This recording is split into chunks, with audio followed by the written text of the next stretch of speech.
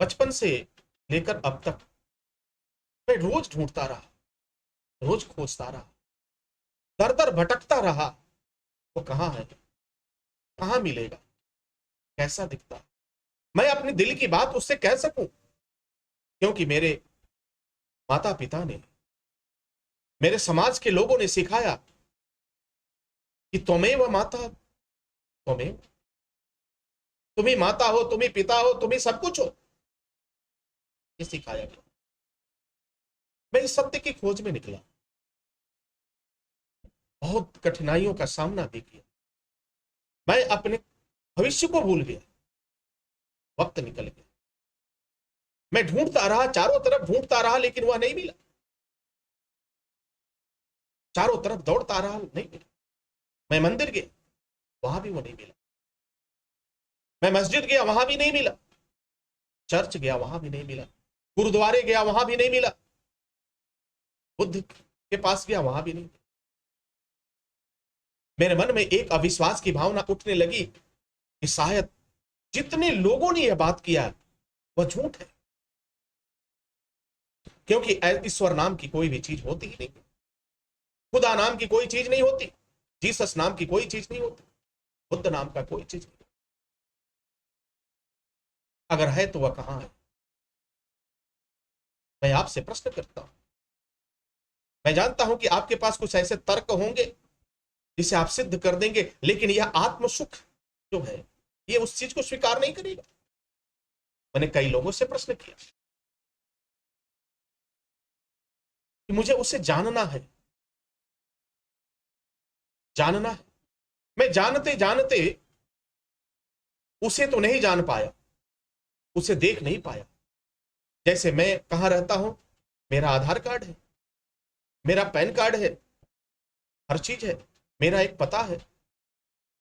तो जो आपका माता और पिता हो सकता है, क्या उसका पता नहीं होना चाहिए?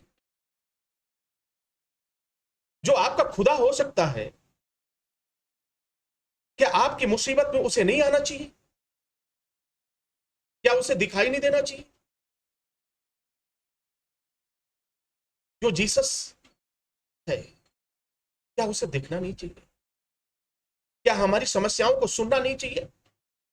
क्या हम अपनी समस्याओं को सुनाने के लिए दूसरों पर निर्भर हो जाए? क्या हमें आत्मनिर्भर नहीं होना चाहिए? एक कैसा पिता है जो अपने बच्चों के पास नहीं आता? एक ऐसा ईश्वर है जो गरीबों की नहीं सुनता। एक ऐसा खुदा है जो मजलूमों को नहीं सुनता।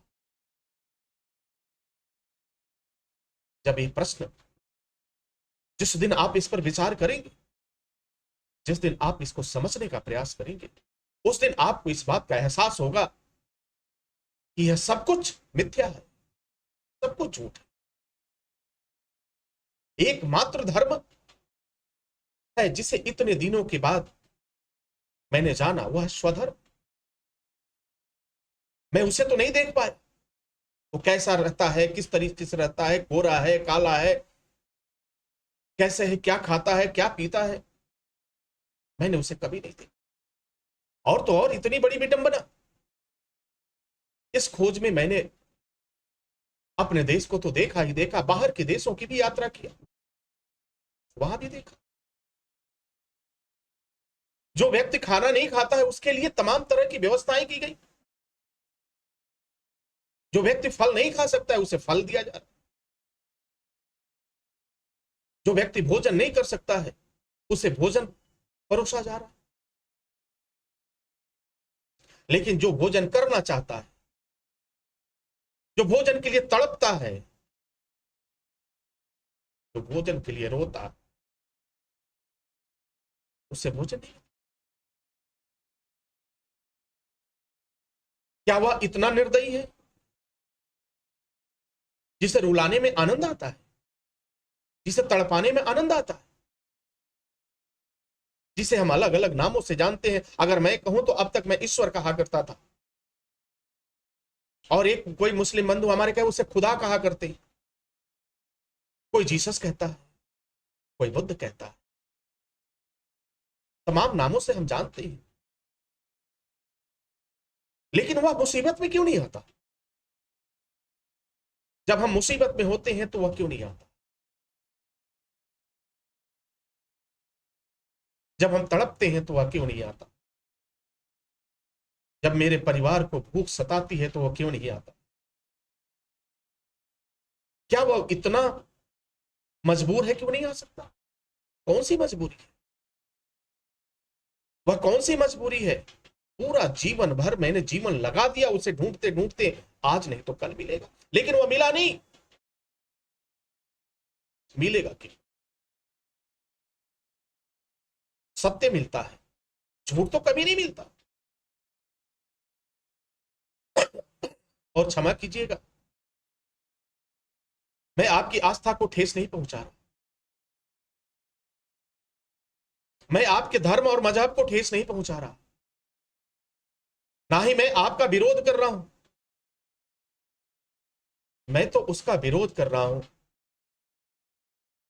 जिसे हमारे अपने लोगों ने बचपन से हमें बताते आए, बचपन से सिखाते। मर्यादा शर्मसार हो तो होने दो, लेकिन वो नहीं आएगा।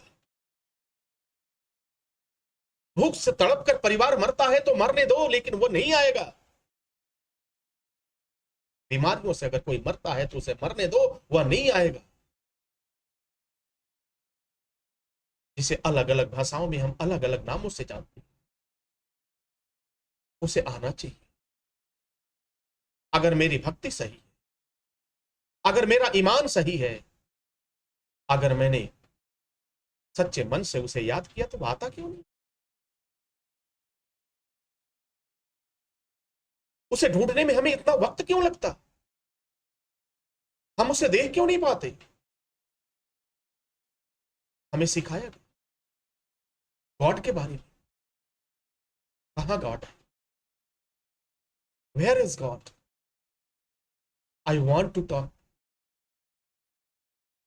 मैं उसे बात करना चाहता हूं, मैं उसे देखना चाहता हूं, मैं उसे छूना चाहता हूं, मैं उसके साथ खेलना चाहता हूं, मैं उसके साथ अपनी बातों को शेयर करना चाहता हूं, मैं उसके साथ रोना चाहता हूं, मैं उसके साथ हर बात करना। वह है कब? क्या दुनिया में कोई भी ऐसा व्यक्ति है जो मुझे उसे दिखा दे, समस्त जनमानस के सामने उसे लाकर खड़ा कर दे और वो कहे कि हाँ मैं हूं? ईश्वर मिलेगा आपको मनुष्य में। ईश्वर जिंदा है तो आपके अंतर मन में, आपके अगर अच्छे कर्म हैं तो आप ही ईश्वर है। एक नहीं अनेकों उदाहरण। लेकिन हम जिसे ढूंढने जाते हैं वो मिलता नहीं। क्या हमें स्वधर्म को अपनाना नहीं चाहिए? क्या हमें अपने बुद्धि और विवेक का इस्तेमाल करके, उसका प्रयोग करके हमें स्वधर्म को स्वीकार नहीं करना चाहिए? कब तक ढूंढते रहेंगे खुदा को? कब तक ढूंढते रहेंगे जीसस को? कब तक ढूंढते रहेंगे बुद्ध को? कब तक ढूंढते रहेंगे ईश्वर? कब तक ढूंढते रहेंगे परम पिता परमेश्वर को? सारी उम्र उसी में लगा दी, फिर बच्चों की परवरिश कौन करे? दो वक्त के लिए जो राशन की व्यवस्था कर रहा है वो कौन करेगा? कबीर ने बात कही, किसी के समझ में नहीं। रहीम ने बात कही, किसी के समझ में नहीं आया। मीरा ने बात कही, किसी को समझ में नहीं आया। सबने स्वधर्म की बात की। बुद्ध ने बात की स्वधर्म की, किसी के समझ में नहीं। क्योंकि हमने अपने आप को इस तरह से ढाल लिया है कि हम वही समझते हैं जो हमें दिखाई नहीं देता। जो दिखाई देता है उसे हम समझने का प्रयास नहीं करते, और जब हम प्रयास नहीं करते तो यही आज के लोगों का धंधा बन जाता है और आपकी मुसीबत बन जाता है। जो व्यक्ति पहले से मरा हुआ है उसे कितना मारोगे? अगर आप हो तो मुझसे बात कर,